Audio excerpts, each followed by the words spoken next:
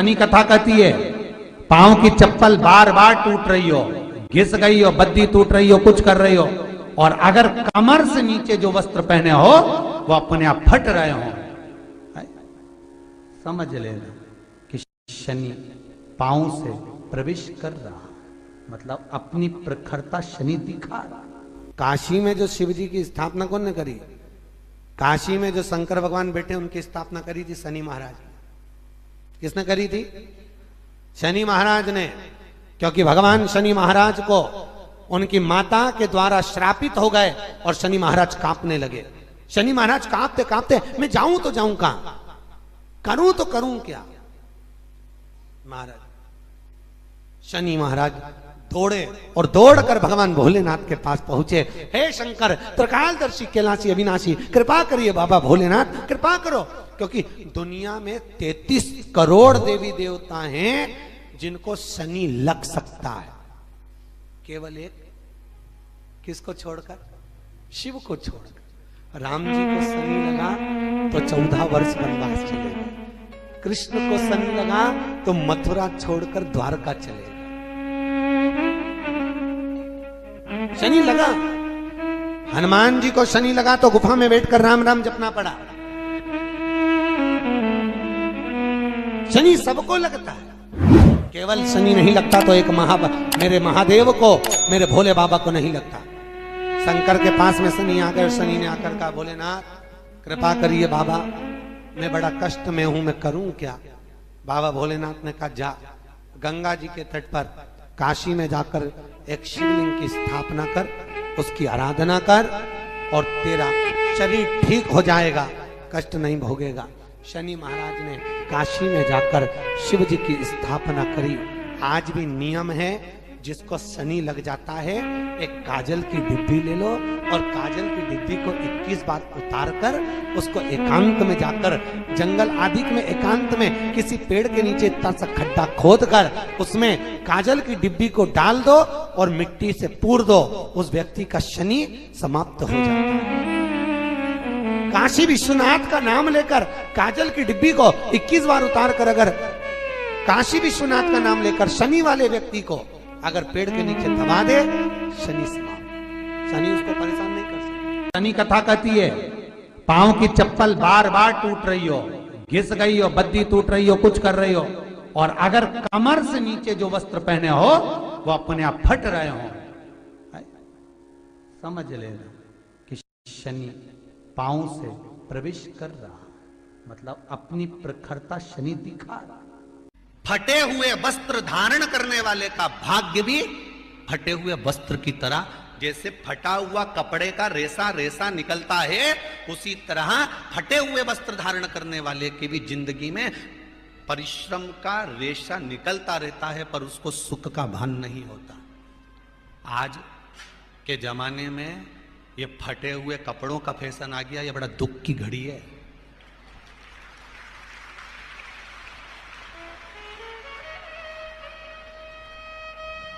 ये बड़ी दुख की घड़ी है महाराज, और लोग उसको फैशन समझ रहे हैं। पहले तो कम फटा होता था, पर आज के जमाने में तो इतना इतना फट गया, ऐसा लगता है कि दिवाली का बम चलाने गया था दीपावली पे और बम कपड़ों के बीच में से फट गया।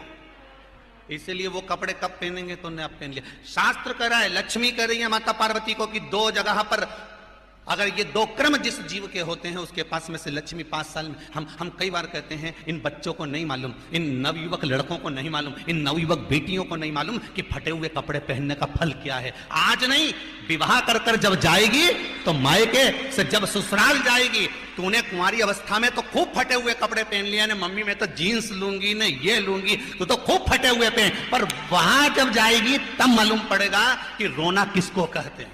आज तो पहन लो। शनिवार शमी के वृक्ष के नीचे रहते हैं। सूर्य अस्त का समय हो, प्रदोष का समय, प्रदोष काल शाम के समय पर कटोरी में सरसों का तेल ले लीजिए। शंकर के शिवलिंग पर किसी मंदिर में जाकर सरसों का तेल शिव पर चढ़ाएं। तेल चढ़ते समय शंकर के शिवलिंग पर त्रिपुंड बना दें। ये एक उंगली, चीटी उंगली के पास वाली उंगली शंकर के शिवलिंग पर टच कर रखें और अपनी मनोकामना पूर्ण कहें। बाबा विश्वनाथ पूरा करता है। भगवान शंकर के द्वार पर स्वयं शनि महाराज आज मिलने के लिए, और जितने ग्रह नष्ट देने वाले हैं, कारक ग्रह हों, बेकार वृत्ति वाले हों, वो सब आज शनि सबके दोष मिटा देता है। शंकर भगवान के मंदिर में आज से दिन, मंदिर में नहीं तो घर में अगर शंकर का शिवलिंग है तो एक दिया अवश्य लगाओ। शनि महाराज जीवन का सुख प्रदान करेंगे, आनंद। मान लो कोई व्यक्ति पैसे खाकर चले गया, नहीं दे रहा है, तो शास्त्र कह रहा है भगवान शंकर के मंदिर में शमी का पत्र, शमी का पत्ता, शमी पत्र, शंकर के मंदिर में काली तिल्ली के साथ में शमी पत्र, शनि प्रदोष सुख का है।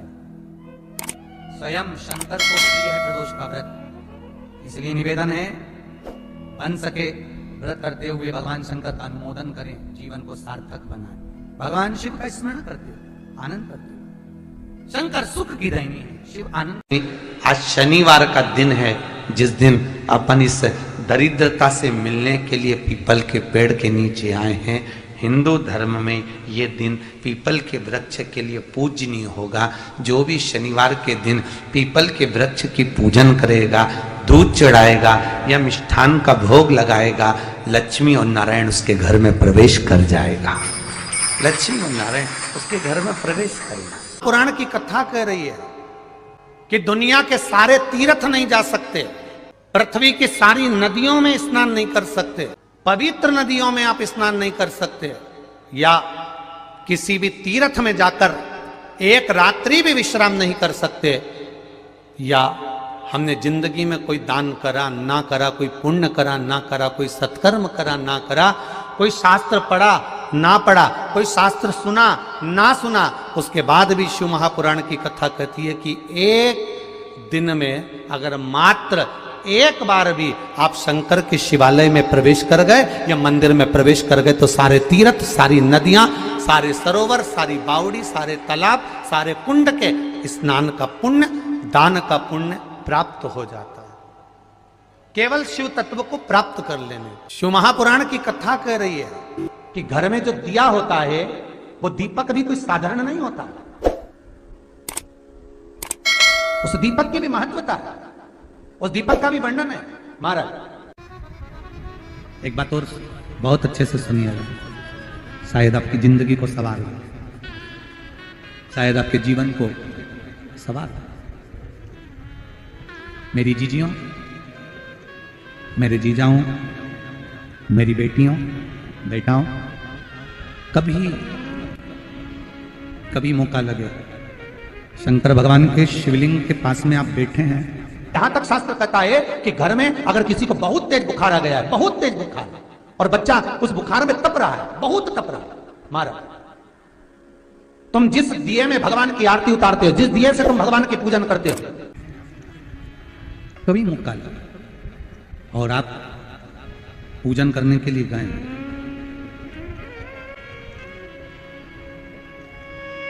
कभी पूजन करने के लिए, और आपको शंकर भगवान के शिवलिंग के पास में या शंकर भगवान के शिवलिंग के ऊपर कनेर का अगर पीला फूल देखा है ना आप लोगों ने, अरे बोलो तो जमके, देखा है? कनेर का यदि पीला फूल शिवलिंग के आसपास में या शंकर भगवान के ऊपर कहीं रखा हुआ भी दिख जाए, विषम परिस्थिति हो, बहुत हिम्मत ना हारते हो, तभी भगवान अकेले में एकांत में आप पहुंचे उनके पूजन के लिए, कनेर का पुष्प वहां रखा है, चाहे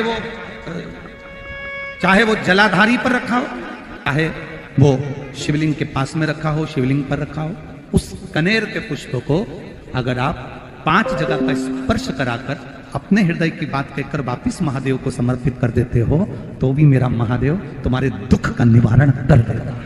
अब वो 5 स्थान, वो 5 स्थान, पहला गणेश जी, गणेश जी का जो स्थान होता है वह जगह, दूसरा षडानंद कार्तिक, तीसरा अशोक सुंदरी वाला स्थान, चौथा जलाधारी जो ऊपर से बूंद बूंद जल नीचे गिरा रही है, जया, विषहरा, शामली बारी, दौतली, देव, शंकर जी की 5 बेटियों का, और 5वें नंबर का है शंकर भगवान के जो कैसे वर्णन किया जाए? त्रिशूल के 3 भाग होते हैं। करें दर्शन आप लोगों ने? ये से सामने त्रिशूल लगा है, इस त्रिशूल के ऊपर देखेंगे तो 3 भाग दिख रहे हैं, नजर आ रहे हैं सबको? त्रिशूल का जो 3 भाग होता है, उस 3 भाग का जहां ज्वाइंट होता है, जहां मिलता है, एक जगह पर देखो तीनों भाग एक जगह पर मिले हुए, 3 भाग का जहां मिलन होता है, पंचम स्थान, ये 5वां स्थान, यहां पर स्पर्श कराकर शिवलिंग पर अपनी कामना कर कर श्री शिवाय नमस्तुभ्यम कहकर बाबा से अपने मन की बात कहकर जो समर्पित कर देता है, हम 3 महीना भी नहीं कहेंगे, हम तो कहेंगे अगर ज्यादा दुख है 3 दिन इंतजार करना, मेरा बाबा उस दुख को मिटाएगा। 3 महीना बहुत दूर, पर करना है दिल से। और कई तरह के दीपक होते हैं, दीपक का भी विधान वर्णन किया गया, उस दिए का भी वर्णन किया गया। यहां तक शास्त्र कहता है कि घर में अगर किसी को बहुत तेज बुखार आ गया है, बहुत तेज बुखार, और बच्चा उस बुखार में तप रहा है, बहुत तप रहा है, मारा, तुम जिस दिए में भगवान की आरती उतारते हो, जिस दिए से तुम भगवान की पूजन करते हो, उस दिए की बत्ती को नीचे डाल दीजिए और उस दिए को पानी की बाल्टी में धो दीजिए। कौन सी बाल्टी में? जिस बाल्टी के पानी से आप बच्चे को स्नान करा सको। मारा, केवल भगवान पर से ले जाकर, पास में से ले जाकर उस बाल्टी में थोड़ी देर डाल दो और उस बाल्टी के पानी से उस बच्चे को स्नान करा दीजिए। 15 से 20 मिनट, आधा घंटा लगेगा बच्चे का। बड़ी बेचैन दिख रही हो तुम, क्या बात है? पार्वती जी कहती है, देवव्रत, काश्मीर प्रदेश का एक भक्त देवव्रत बेलपत्री के वृक्ष के नीचे बैठकर आपका मंत्र जाप कर रहा। मैं आपको जगाना नहीं चाहती थी, पर बेलपत्री के वृक्ष के नीचे लक्ष्मी झाड़ू लगाती है, सरस्वती वीणा बजाती है, इंद्राणी उस बेलपत्री के वृक्ष के नीचे जल का सिंचन करती है, 33 कोटि देवी देवता उस बेलपत्री के वृक्ष की जड़ में विराजमान होते हैं। इसलिए देवव्रत एक बार पंचाक्षर मंत्र बोलता है तो वो 33 करोड़ बार गिना जाता है, ऐसा बेलपत्री का वृक्ष होता है।